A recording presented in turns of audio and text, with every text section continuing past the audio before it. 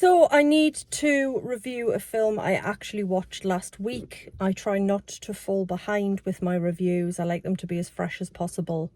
But sometimes straight after the film in the car park isn't always possible.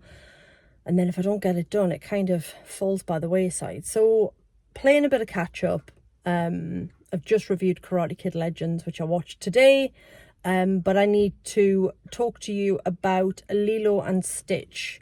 This is the latest in a long line of Disney live action remakes, because somewhere along the line, someone at Disney went, hey, you know all those films we made? What if we made them again, but they weren't cartoons anymore? Let's make them with people. Disney. And I've enjoyed some of them, if I'm honest. The live action Cinderella, I'm a big fan of that. I quite liked Beauty and the Beast, because anything with added Josh Gad is fine by me. Which are the ones have I liked? I liked The Little Mermaid. I know it was a little bit controversial, but again, I enjoyed it. But some of them I haven't been as keen on. Some of them I haven't even seen. So when I heard they were doing Lilo and Stitch, I was intrigued. It is not the most popular Disney film ever. It is one of the most heavily merchandised Disney films ever, for reasons I don't fully understand. So just to take you back to 2002, Lilo and Stitch came out that year, and I saw it while on holiday in Montreal, Canada, back before I had children, when I still did things like travel.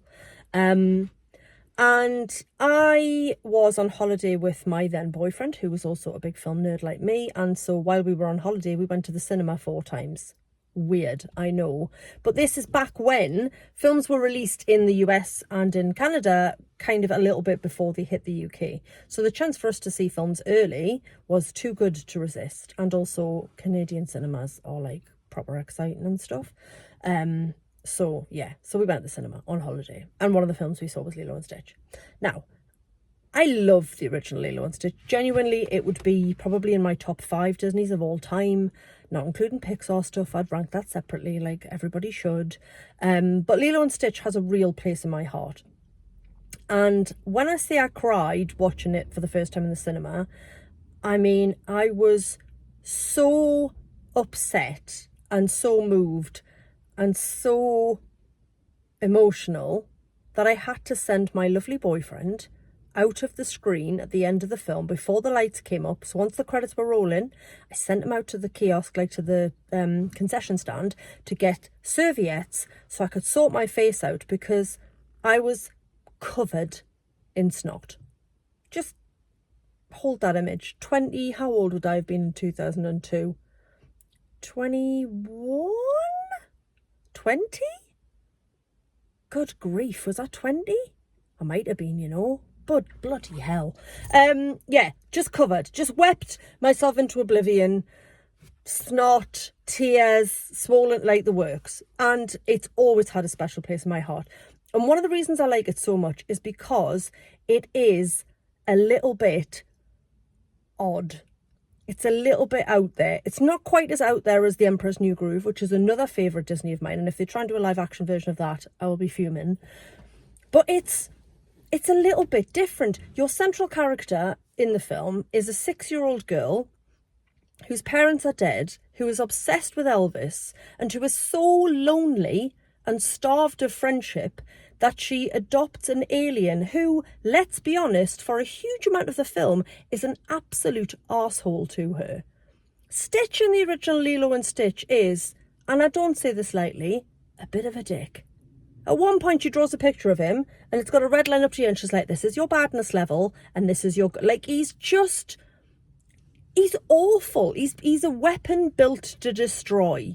He will go to, what does Jumba say, the scientist who created him? He will be drawn to large cities where he will back up sewers, turn around street signs and steal everybody's left shoe. He is built for chaos and destruction. And that's why I like the original film.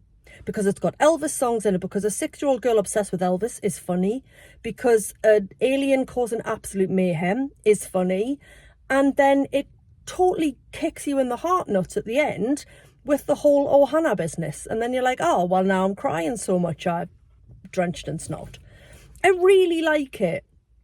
It's sweet. I love the Hawaiian element, the celebration of Hawaiian culture. I love like Ving Rhames voicing Cobra Bubbles, the big CIA agent. Like, I just love it. I think it's great.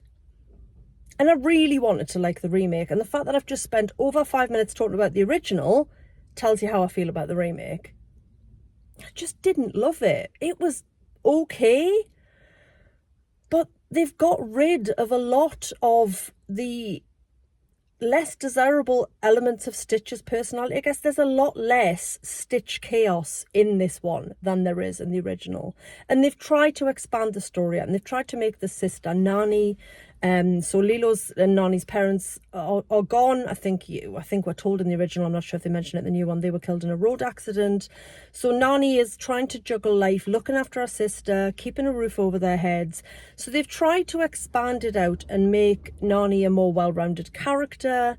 The actress who plays her is great. The actress playing Lilo is great. They made roles for some of the original voice cast. So Tia Carrera of Wayne's World fame, she voiced Nani in the original film. She plays the social worker.